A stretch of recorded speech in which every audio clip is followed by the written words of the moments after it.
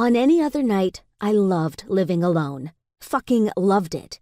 Pants were optional and bras were such an afterthought, they might as well not exist.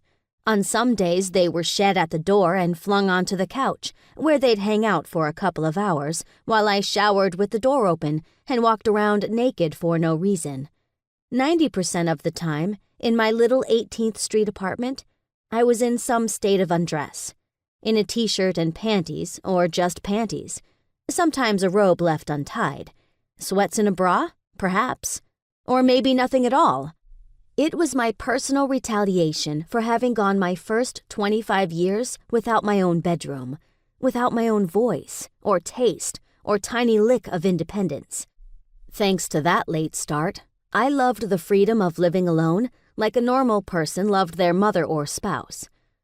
But tonight was one of those nights that made me kind of itch for a roommate. Mostly because I didn't want to be the one to get up and investigate the bumping and thumping outside in the hall. It was almost 10:30 p.m.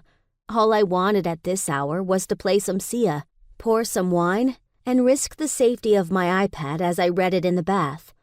I wanted to paint my toes in Essie's chinchilli, sleep by midnight, and wake up early to start the custom order of truffles that had to be shipped to a Long Island wedding by Tuesday. So, while it was selfish and vaguely bitchy, I pretended not to hear my neighbor struggling out in the hall. More often than not, it was her finicky lock giving her trouble, and generally I was the one who came to the rescue. But not tonight.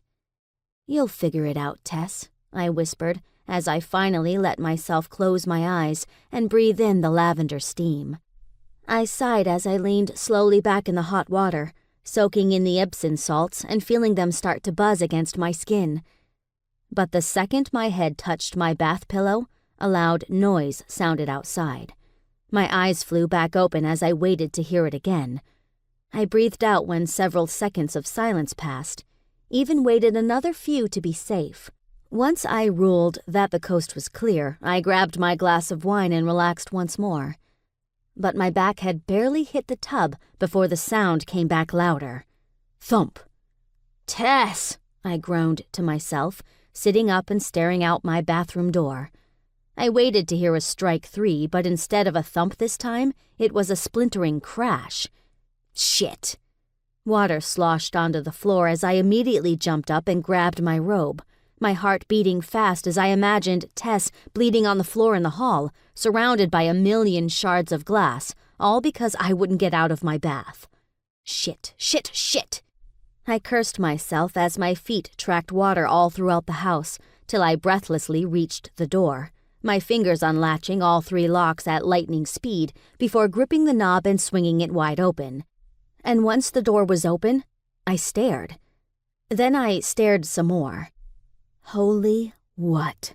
It wasn't Tess. I knew that because my eyes hit chest first.